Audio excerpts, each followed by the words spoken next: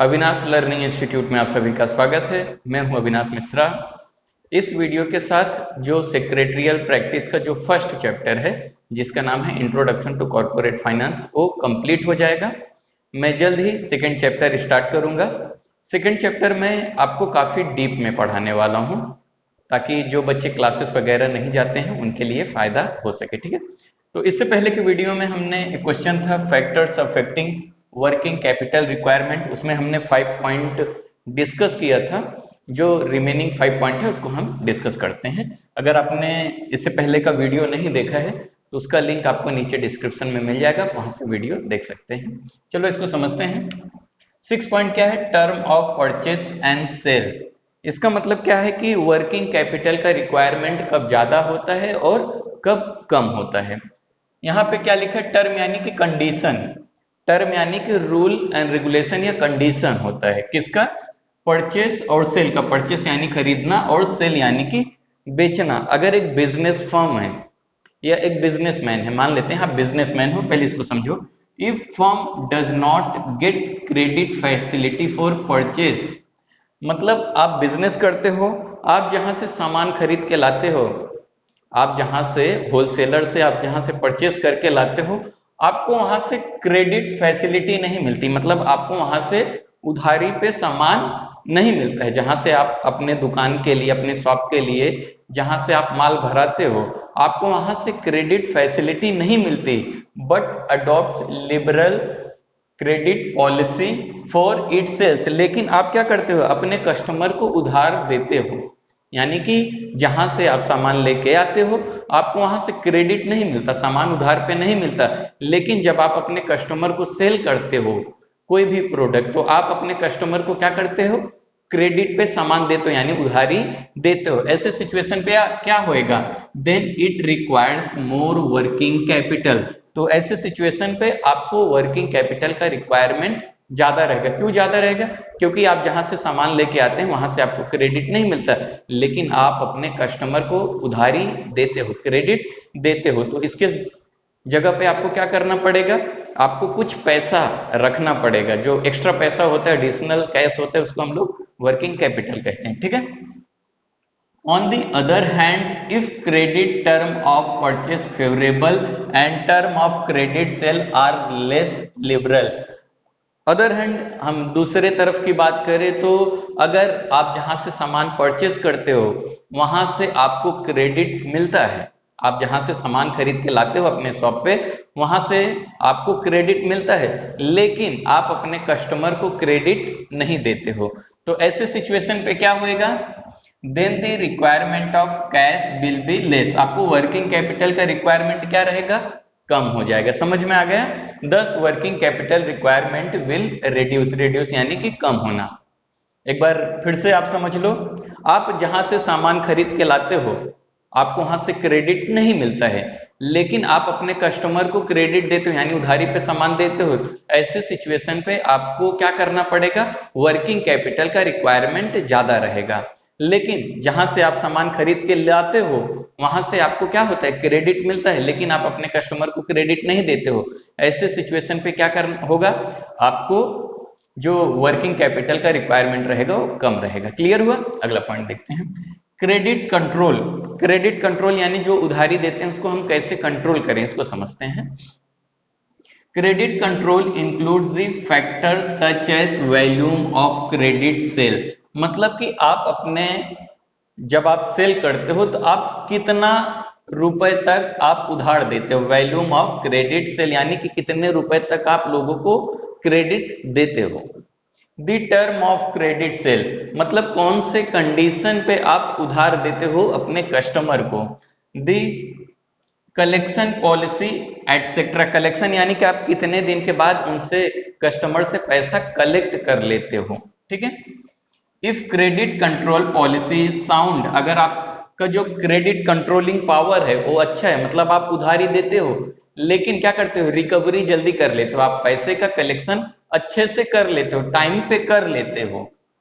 It is possible for company to improve its cash flow. इससे क्या होता है? आपका जो कैश फ्लो रहता है वो अच्छा रहता है, मतलब आप तो उधारी देते हो लेकिन आपका पैसा जल्दी कलेक्शन हो जाता है, टाइम पे हो जाता है। समझ में आ गया? तो आपको क्या करना पड़ेगा, क्रेडिट जब आप देते हो जल्दी से कलेक्शन कर लेते हो तो वर्किंग कैपिटल का रिक्वायरमेंट कहीं ना कहीं थोड़ा सा कम हो जाएगा। क्लियर हुआ?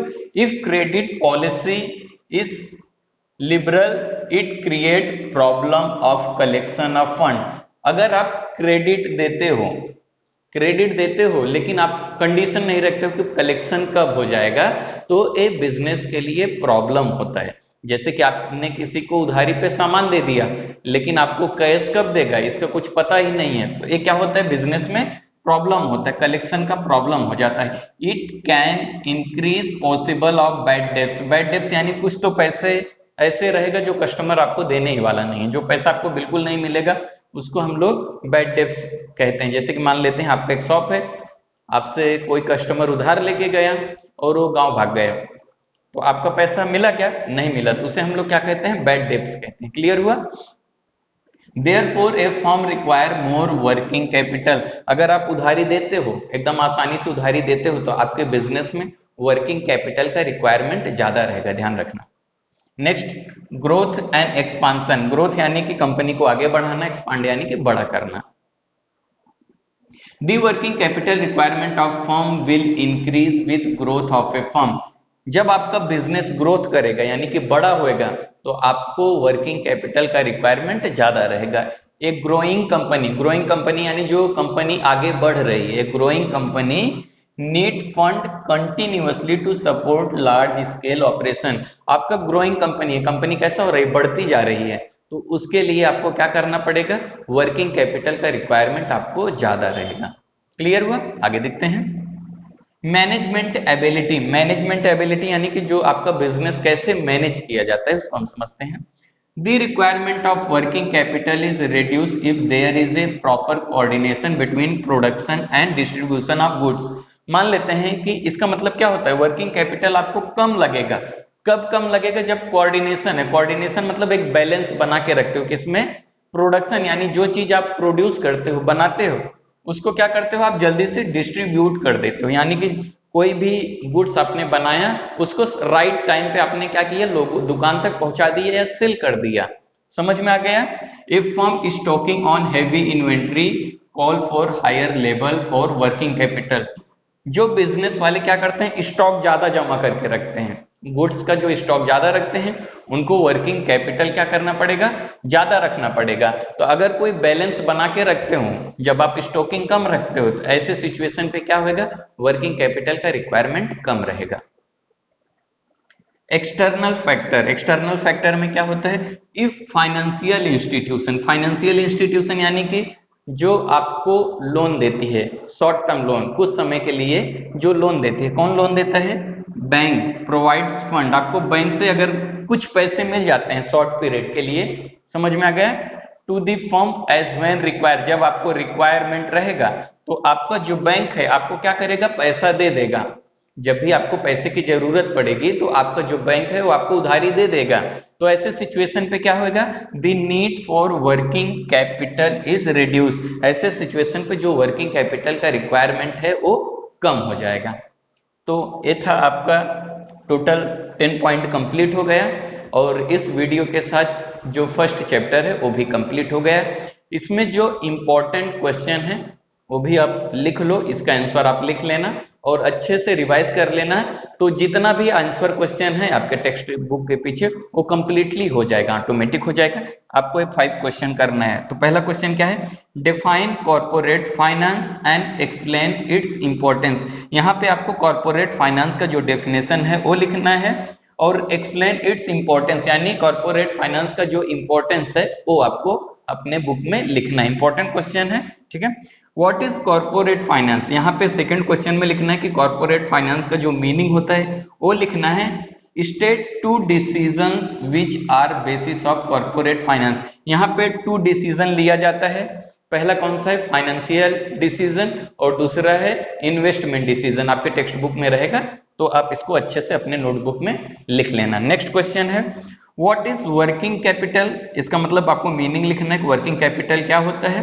Explain it's factor affecting the working capital requirement, जो वर्किंग कैपिटल का फैक्टर्स है जो यहाँ पे मैंने पढ़ाया है, यही आपके पॉइंट लिख के एक्सप्लेन करना है, ठीक है। तो आपको क्या लिखना रहेगा, वर्किंग कैपिटल क्या होता है और इसके फैक्टर्स लिखना पड़ेगा। तो आप जो रहेगा मोस्टली 6 पॉइंट आप अच्छे से तैयार कर लेना जो फैक्टर्स है। यहाँ पे 10 पॉइंट मैंने एक्सप्लेन किया, इसमें से कोई भी 6 पॉइंट आप अच्छे से कर लेना। क्लियर हुआ। व्हाट इज फिक्स कैपिटल, इससे पहले मैंने पढ़ाया था फिक्स कैपिटल क्या होता है, उसका भी जो फैक्टर्स रहेगा उसमें 12 पॉइंट है। 12 पॉइंट में आप क्या करना, 6 to 7 पॉइंट आप कर लेना अपने बुक में और अच्छे से कर लोगे तो काफी रहेगा। Define capital structure and state it's component, ये जो 5th क्वेश्चन है इसको मैंने नहीं कराया है।